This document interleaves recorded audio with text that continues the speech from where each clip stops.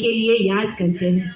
और इसी के उपलक्ष्य में भारत माता मंदिर के पाटोत्सव के अवसर पर इस जाहिर प्रवचन का आयोजन किया गया है।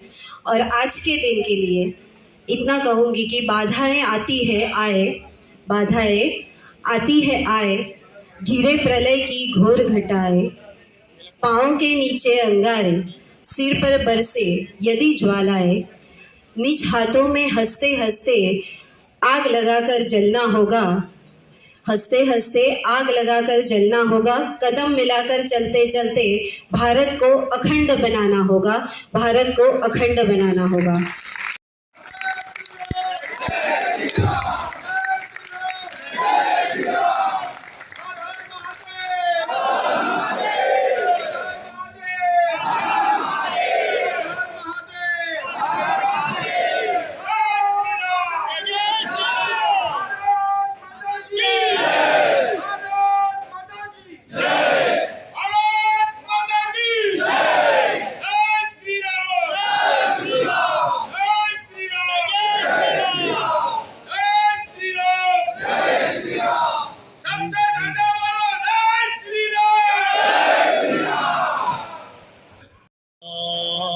चत्वर्यमा प्रपूषा प्रसरस्वती प्रवाग्देवी वाचं विष्णुर्गो सरस्वती गो सवितारं च वाजिनं कृष्ण।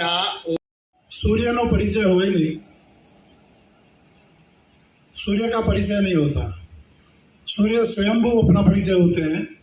ऐसे हमारे जो आज के मुख्य मेहमान हैं हरिशंकर जैन जी और विष्णुशंकर जैन जी, उनका परिचय संक्षिप्त में देना है मुझे, क्योंकि ये परंपरा है।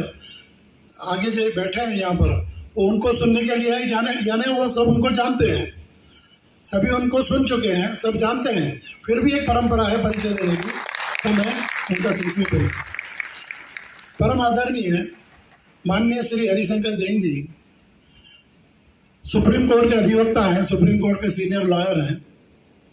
उनके पिताजी जुडिशरी में थे, डिस्ट्रिक्ट जज थे। उनके पुत्र भी वकील हैं। तो ये परंपरा खून से चली आ रही है, ब्लड से चली आ रही है, जुडिशरी उनका माइंड है।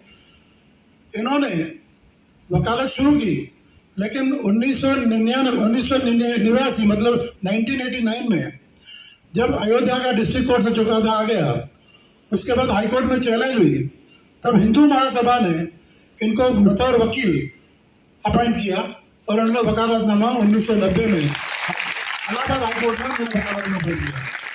तब से लेकर 1990 से लेकर 2010 तक जब तक उसका ऑर्डर न हुआ, तब तक वो लगे रहे, अयोध्या के राम मंदिर में लगे रहे। और उसके पीछे जब उसका पहले तो मेरा मारुति सेवा ट्रस्ट के लिए बहुत बहुत मुझे आभार प्रकट करना चाहिए कि मुझे बुलाया और थोड़ा आप लोगों के साथ बातें करने का मौका दिया। मैं एक केमिकल इंजीनियर हूँ, एक इंडस्ट्री चलाता हूँ। तो आज का जो टॉपिक है राष्ट्रवाद, संस्कृति और मंदिर, तो मैं ये आपके साथ थोड़ा एक विचार पेश करना चाहूँगा कि अगले 100 वर्षों में हमारा मंदिर कैसा होना चाहिए, अगले 100 वर्षों में राष्ट्रवाद की व्याख्या क्या होनी चाहिए, और अगले 100 वर्षों में हमारी संस्कृति को हमको कैसे ढालना है। इतिहास जरूरी है, हमारे पीछे क्या हुआ ये समझना जरूरी है, लेकिन आगे की सोच ये सबसे बड़ी इम्पोर्टेंट है कि हमें आगे क्या करना है। तो थोड़ा इतिहास से शुरू करें कि हिंदुस्तान में हमारे यहाँ पे हमको जगत गुरु कहा गया।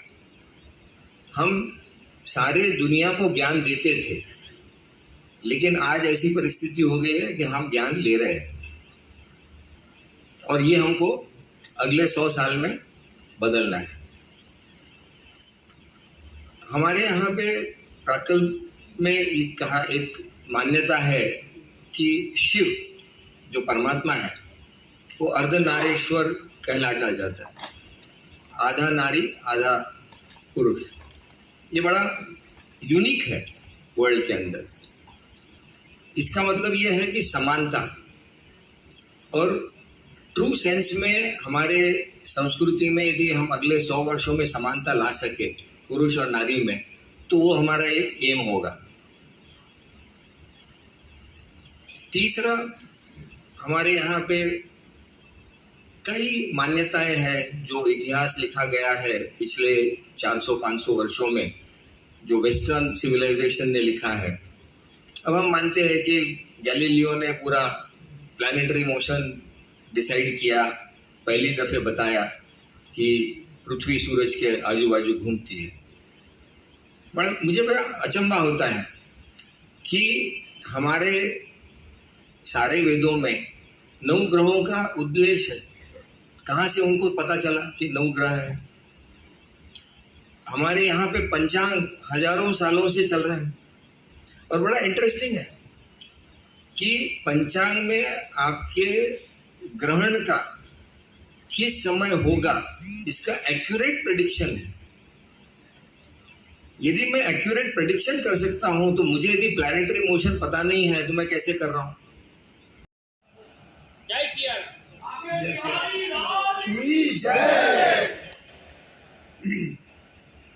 मंच पर विराजमान हमारे सनातन मंदिर, भारत माता मंदिर और महारुद्र हनुमान संस्थान के अध्यक्ष महोदयगण, माननीय उपेंद्र जी, माननीय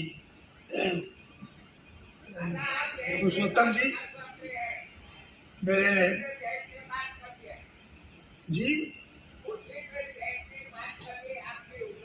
मेरे यहाँ पर बैठे सम्मानित कृष्ण के चरणों में मेरा नमन।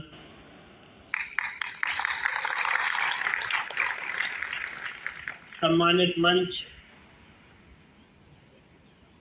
मंच पे विराजमान सभी महानुभाव, मेरे समक्ष बैठे मेरे सीनियर्स, मेरे भाई, मेरी माताएं, मेरी बहनें,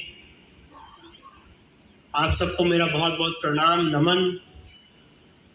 और आपने मुझ जैसे युवा को ये अवसर दिया कि मैं इस बहुत महत्वपूर्ण मुद्दे पे आके अपनी बात रखूं आपके सामने।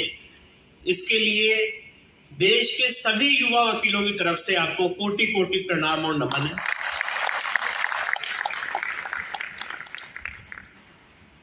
आज जो हम इस बहुत ही महत्वपूर्ण टॉपिक पे बात करने जा रहे हैं, मुझे ऐसा लगता है कि